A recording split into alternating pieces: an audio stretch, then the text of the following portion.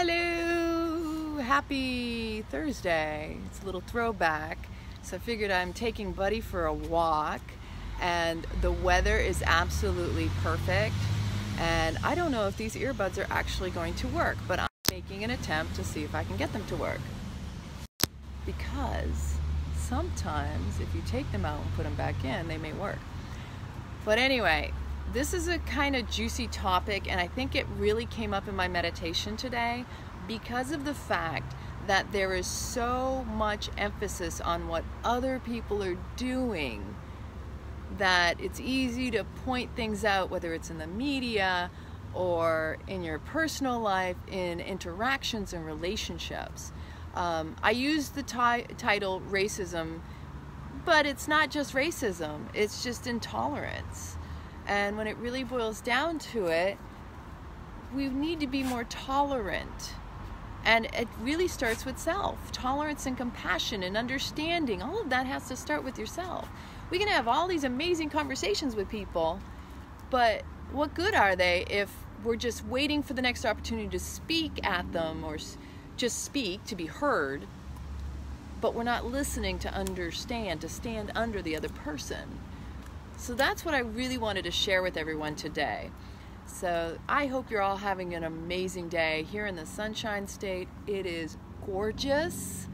It is beach weather day. My sister's down here from Ithaca, New York. I'm gonna go meet her at some point this afternoon, ride the bikes. And right now I'm taking Buddy for a walk so he gets his time out and he can soak up the sun. So if you're tuning in, do me a favor, let me know if you can hear me all right, and if someone would kindly share this into our RADiculously RawThentic group, I would truly appreciate that. I really sat on my mat this morning. When I start out my day, my mat is my solitude. It's my opportunity to go within to try to understand whatever it is that's coming up, whether I am in a bad mood, I'm a little grumpy, I'm a little tired, I'm a little sad. I have to sit with that. That's my responsibility. And as an individual, as a human being, not just doing, because we're always doing, one of the things that usually comes up is, what is this really about? What is this situation? What is this feeling, emotion that's bubbling up within me, trying to get me to see about myself? How can I further improve? How can I evolve and grow and not just sit and just resist? Because you can sit on your mat and get anxious and upset and still get nowhere until you are willing to confront whatever it is you're resisting. So I'm sitting on my mat, and whatever I'm resisting, it persists, and then eventually you have to just go, oh, I give up. What the heck is this really about? And it's not always easy, and it's not always fun. It doesn't always feel good to see your own stuff. But that's where we grow. If I didn't sit on my mat, I wouldn't know where I've been and where I'm going. I have had so many epiphanies just sitting on my mat and reflecting upon situations where, yeah, my ego, my immature portion of my ego that's basically reverting back to the traumatic child in me that says, I didn't get the attention I needed, I'm not being recognized for what I needed, I'm not being loved the way I want to be loved. Because that's what the ego is. It's a child. It's your unhealed child. Often it comes up and it's reacting to old triggers. The ego, you can tell its maturity, you can recognize where you're at just by how you're reacting and responding to the things that are going on around you. And it's easy to point fingers outside of yourself, but it's all coming from within, because whatever's going on outside is saying, hey, do you remember that time? Even though you don't remember that time, you just see that, and blindly seeing it, you feel old sensations, you feel old stuff coming up, and instead of actually confronting the feelings, you confront the situation. Because it's not that you're upset about the situation, it's about the feelings you're getting in the situation. And so it's really easy to point fingers, it's easy to say someone or something did something to you, but nobody does anything to you. every situation is an opportunity to see you deeper and clearer, and to get to know who you are and what it is you can work to improve upon yourself. And I am constantly doing that, and it is not easy. And I can tell you, I don't want it to be easy, because if I'm not uncomfortable, then how do I know I'm growing or not? Because in the discomfort, we find the comfort, but we got to go through it. And that in itself shows whether or not you're evolving or stuck in the past or just your comfort zone. Because the discomfort tells you, ooh, get excited, because this is something you clearly have never felt before. Whatever it is that may come out on the other side. But again, like I said, you got to sit with it. You got to go through the discomfort to find the comfort. You can't just expect, oh, it's all, it's all la la la, and fairy, airy fairy, and I meditate and I'm spiritual. Oh, give me a break. People, we're human. We all have thoughts that we're ashamed of, that we wouldn't want anybody else to hear spoken out of our mouths or witness ourselves, right? But the irony is if you're unwilling to look at it and confront it, at some point in your life, it's going to be triggered and poked and provoked out of you through someone else or something else. So why do we get so heated and passionate about what's going on in the world around us? It's because it's what's going on within us. If we didn't get triggered, that would mean it was healed within us. Because the healing comes from the inside. And the more you heal the stuff that you keep seeing out there that's upsetting you and pushing your buttons, the more it's not going to trigger you anymore. So when you work on the inside, you won't even see it in the same way. You find the neutrality. You don't react to the situations. You go, wow, I remember. I have a lot more compassion, not just for the situation and the people involved, but yourself. Because we become freedom fighters, or we become justice warriors, because it's all about really fixing and helping things in our past. And we see that reflection and that situation outside of ourselves, and that's what inspires us, is where we've been. And that's where each of us has a path that is important to recognize, whether or not we're doing it from an anger point, or are we doing it from a compassionate, I truly want to serve others to see and feel what it's like to be healed fully. And so I'm bringing up this racism, I'm bringing up this tolerance, understanding, and compassion, because what's most important about the situation, any situation, is your willingness. Your willingness to stand under another person has to come from your own tolerance with yourself. So when we get in heated debates or arguments with another person, the question is it really about the other person, or is it really about us? So no matter what your dialogue or misunderstanding might be, see, you don't have to understand me, and I don't have to understand you, but it's a matter of ego and tolerance of whether you're up here and needing to be right, or you can drop down here and find the compassion to stand under the other person and to want to know more, to really research, to get to embrace that person as you would want to be embraced. Because we can say, you know what, I don't care, you don't need to know who I am, I'm happy with myself, I'm good, I love myself. We can talk a bunch of crap. Let's just put that out there. And I've been known to do it in my past, like, I don't care what you think about me. But it was total ego. You know why it was total ego and how I can tell the difference? Because I was in denial that maybe I should look at whatever it is I claim to love about myself and deny others to see, because we put on a mask. Oh, this is just how I am. Is it really? Or is that your coping mechanism to help you not get hurt? Because the ego will protect us and put up this whole facade of, this is how I am, you need to accept me as I am. But have you accepted you as you are? Or is that just the mask covering up the part that you're not accepting? So I find that the tolerance comes within whether or not you're tolerating yourself. Because when you engage with another person and you're willing to stand under them, then you have a higher tolerance for yourself, because they're reflecting and mirroring back to you exactly who you are and where you're at.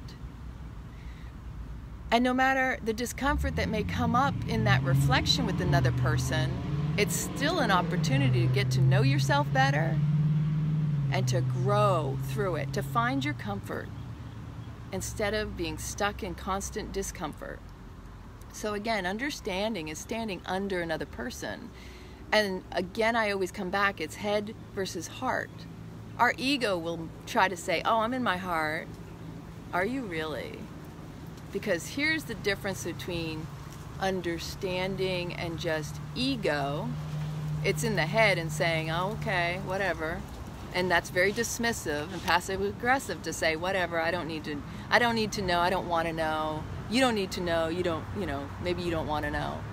But truly, when we come from the heart, we want to know.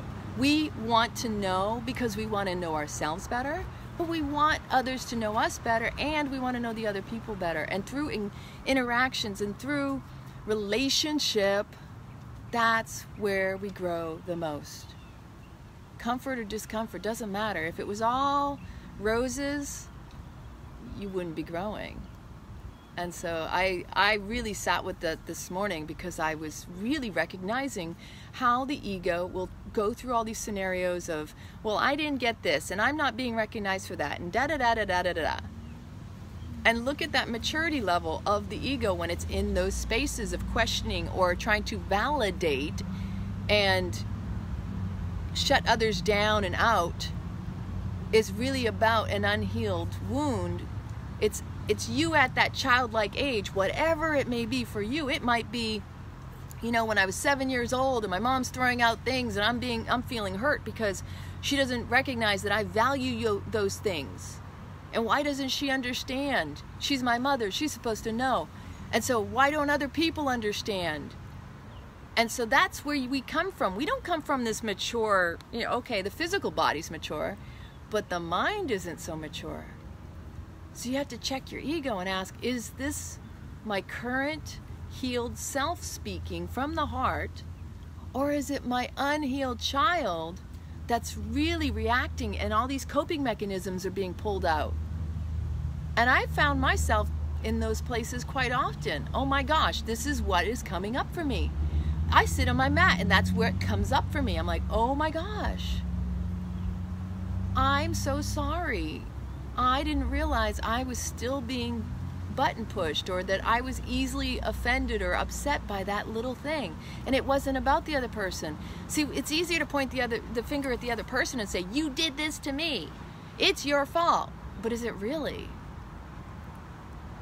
It's not anybody else's fault. In fact, actually, we need to be thanking the people that ruffle our feathers, because those are the people that are they are putting us in a situation where we have to confront it, but not confront them. See, there's the big, tilt of the wheel. Are we willing to confront ourselves as much as we're willing to confront others? Because it's so easy to point fingers outside of ourselves and say, I'm better than you. But you're not. You just are you, and stop comparing yourself. The comparison is how we can learn about ourselves, but not to the point where we're shaming or blaming another person or ourselves. Because I think we all have an overactive mind to the point where we're the harshest critic, right? Hi Holly, hi Cody and Colleen Ann, how are you all doing? So this is really hit me, and while I was sitting with this, racism came up, and probably because I'm seeing all these flashes of things that are going on in the world, and people are truly triggered by racism, and it's no wonder. You know why people are triggered the most by racism? Because racism is somebody putting themselves in a box, and it's separation. It's saying me and you are not equal. It doesn't matter if it's a colored issue or a gender issue or where you're from or religion. It doesn't matter what you call it. It's a word that's used to divide people. And it's unkind and it's unnecessary. But if we really want to open up a true healing dialogue about racism, We have to go within and ask, what is it in me that's triggering? What in me is unhealed, that I feel neglected, and I want to speak up for myself and claim it's my group, when in reality it's about the individuals, not a collective group. Now, historically, there have been all sorts of condemnings of groups, genders, whatever you are, you've been, I guarantee it's all been discriminated against. But it's so easy to point fingers outside than to just sit with, what do I feel is being taken from me, withheld from me, that I am so passionate about this topic, this situation, this injustice that I seem to witness and feel. What feelings are really arising for each individual? When it comes to racism, that's the question. To hit the healing pulse of it all, we have to be willing to look within ourselves and to be truly honest and kind and look at our belief systems, our behaviors, how we judge people, how we compare ourselves to others, what we discern, because it's all based on our perceptions, which are based on our experiences, create our opinions, come from our beliefs, and beliefs are a collection of our opinions based on our experiences and the perceptions and our conditioning. What is it really all about? There's a trigger, there's a healing pulse here. But if we're not willing to recognize that we've had thoughts that are just as much out there as they are everywhere, and not be condemning people, if someone speaks up and they're willing to admit, hey, I came from a place, I came from an upbringing that was very racist, was bigoted, there was dogma, whatever you want to call it. If you're willing, if you're the person who's willing to do that, that takes a lot of vulnerable courage to do, number one. But does that mean that you should be condemned and blamed and shamed for even having ever been there? Because that takes a big person to open their mouth and to own, yes, that's where I'm coming from. It also takes a big person to actually stay in that place and say, yes, I am, and that's how I am. I'm not saying it's right, and it isn't wrong either. But at the same time, at least the person's aware of it and willing to own up to it. And most people aren't willing to own up to their stuff, their crap. There's so much anger behind it. And the question is, if you're willing to sit with your own anger and confront that, what's that anger about?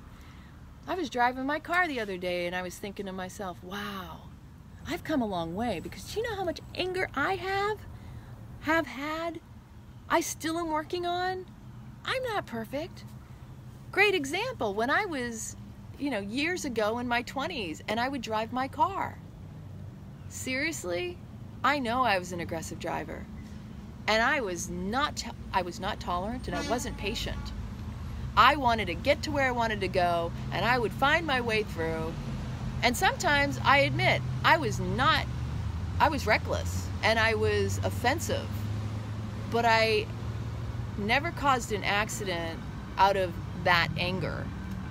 I can see where I might have had it continued.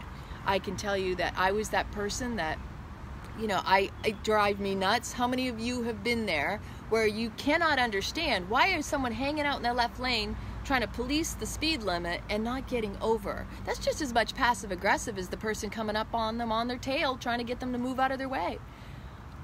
But you can't call the kettle black and not think you're not a teapot too.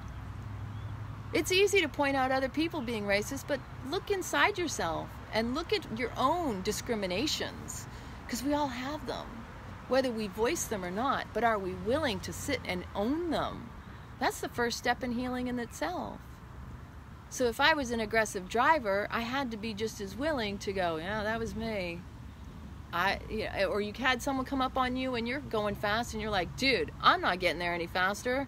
What makes you think you're going to get through me? I mean, the dialogue. And I've caught myself even still in a driving situation scenario, which is not, it's not the worst. At least I'm not taking it out on anyone. I sometimes vocalize out loud things that I'm like, wow, okay, it's still in me. And I'm working through that. But how many people are willing to own it? That's where the key is. We have to be willing to sit with our own anger and discomfort and work through it. Don't expect someone else is going to fix it for you, right? Oh, hi Mike. I did have anger myself, but overcame it.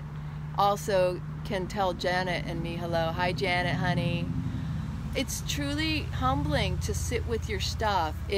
Nobody needs to point it out to somebody else. And I mean this for, you can say my loved ones have anger issues. Well, you wouldn't know it if you didn't have it too. Because if you spot it, you got it. If you think someone else has something and you're pointing fingers, it is undoubtedly within you. Like the sound of that car. Tell me there's not something behind people who get loud vehicles. They want to be seen, they want to be heard, and that's what anger is about too. When people blow up, it's because they don't feel they've been seen or heard. Same thing with bullies. Why do they bully? They want attention. Same thing with the whole racism thing. People point out someone else's stuff because of the fact that they don't want their stuff pointed out. When you point fingers at someone else, it's just because you don't want anybody to notice your own stuff. You try to take that attention and focus off yourself and somehow elevate yourself. It's so unhealthy. It's a passive aggressivity. It's not tolerant. It's not compassionate and loving. And where's the understanding in all of that? And so I really wanted to just kind of throw all of that out, because that's what I was sitting with this morning. And when I was walking and thinking even further and going, there's that energy. That's what's coming up for people. Are you witnessing it around you? If it's not in the media, or if you're walking through an aisle, either you've got people who are totally zombie, like in their space, numbing out everything around them, or you got people who are just, get out of my way. And it's like, wow, I have compassion because I am that too. I'm the zombie and I'm the bull in the china house. You know? I mean, we have to own what we witness in another is so relevant and visible within us. You can't see it if you didn't embody it. Life is really that simple. Even if you want to deny it, you're just denying yourself, and you're not loving that aspect of yourself. And that's, again, another stage in the process of healing all of it. That when you confront it and you recognize you own it, you also have to be willing to love it just as much as your good points. Because if you're unwilling to love yourself where you're at on all levels and all stages, then how are you going to be able to love others and let them love you too? And that's where a lot of our blame, shame comes into play. We don't want people to see our hurts and our pains. We want them to see us in our finest hour. Perfect. Look at me. And I think it was Marilyn Monroe that said, if you can't love me at my worst, then you don't deserve me at my best. Life is not meant to be living in pain and suffering and whining and complaining and blaming and shaming. It's meant about happiness. How is that so difficult? Because some of us don't feel worthy of it. So we tend to draw people into our suffering because there's the ego again. If I'm unhappy, I want everybody else around me to be just as unhappy so they can feel what I'm feeling, because I want to be recognized, and it'll validate why I feel the way I feel. And I want them to suffer because I'm suffering. What maturity level do you think that ego is at when it's in that space of trying to pull everyone else into their suffering so they feel better? Do you think suffering feels good to begin with? Are they really going to feel happy? If anything, the whole nervous system's out of whack. The adrenals are totally thrown out. You know, you're causing your own stress mess. And it's all up in here, because this, it can't. It just doesn't. It is. Compassion, understanding, love, nurturing, that is where it's at. But when we are in a space of anger, when you feel your body surging, you know it's up in here, it's not down here. And whether it's with another or with yourself, whether you're looking for arguments because that's how pissed off you are, and it happens, we all go there. try to recognize how you can channel that into something constructive and healing, and whether it's journaling, whether it's taking a walk, whatever it is, it doesn't need to be barraged at someone else, because in that moment that you hit someone else with your stuff, it's not even about that other person. It's about you. And all that's showing is that hurt inner child is really screaming for your attention first, not the other. It's just easier to want somebody else to fix, console, to make us feel better. And we can only do that for ourselves. And that's the hardest thing, because we do have trouble being kind on our own mind, being kind on our own selves. It's easier to try to seek external validation and approval. Like if that person gave me attention, I feel loved. If I go on Facebook and I post something and I get a lot of likes, I feel loved, I feel appreciated. And it's so fake and it's not real. What about the love you need for yourself? If you want others to love you as you are, you need to show up as you are. Hurts and pains, and maybe be honest enough to say, you know what? Today I'm not feeling so well. I don't feel so lovable. I'm not loving myself the way I need to be loved.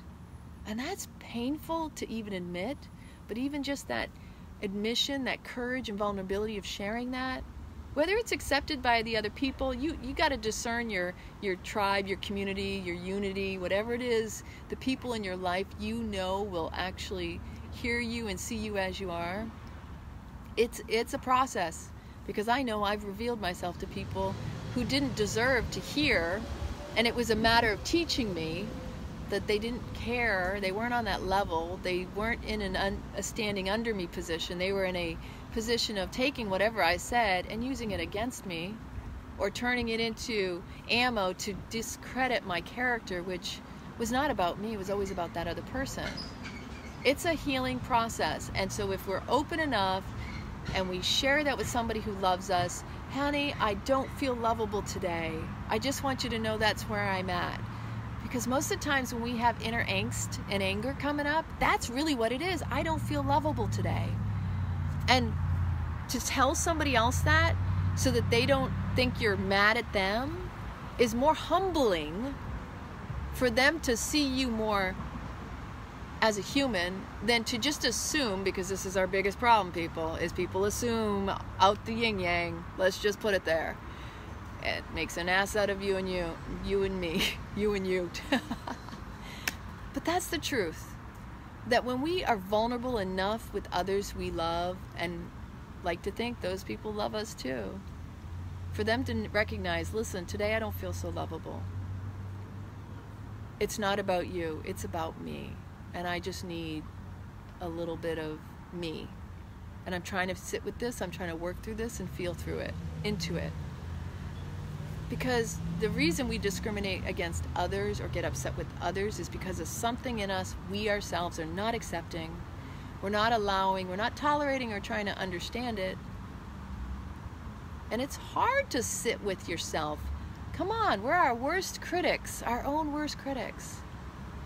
It's a healing process, and it takes patience, and it takes constant dedication, devotion to make it a daily practice, to be with yourself instead of looking outside. So I just wanted to share that. I hope you could hear me well. I hope you're having an amazingly blessed Thursday, Throwback Thursday, Taco Thursday, whatever you're doing out there in the world. I am over in a nice, beautiful space. It's kind of like a little hidden gem over here along Edgewater Drive in Clearwater. Today I'm going to go to the beach. I'm going to spend some time with my sister, my dad. We're going to ride the bikes, I believe. We're going to ride the bikes no matter what. Doesn't matter where we end up, because that's what kind of day it is. It is a Sunshine State day. They don't call it the Sunshine State for nothing. So I hope this inspires someone out there. I hope this really speaks to people. This was something I felt needed to be addressed for myself, but also for others out there that might be going through this, because I really feel we have so much intolerance because we are intolerant of ourselves. And that whether it's racism or bigotry, like I said, it doesn't matter the label. When there's a separation, there's a label, it's a divide. And the only way we're ever going to come together is if we're willing to come within and do the work. It doesn't stop. It never stops. And so I love you all. Oh, have an amazingly blessed day. Kisses and hugs.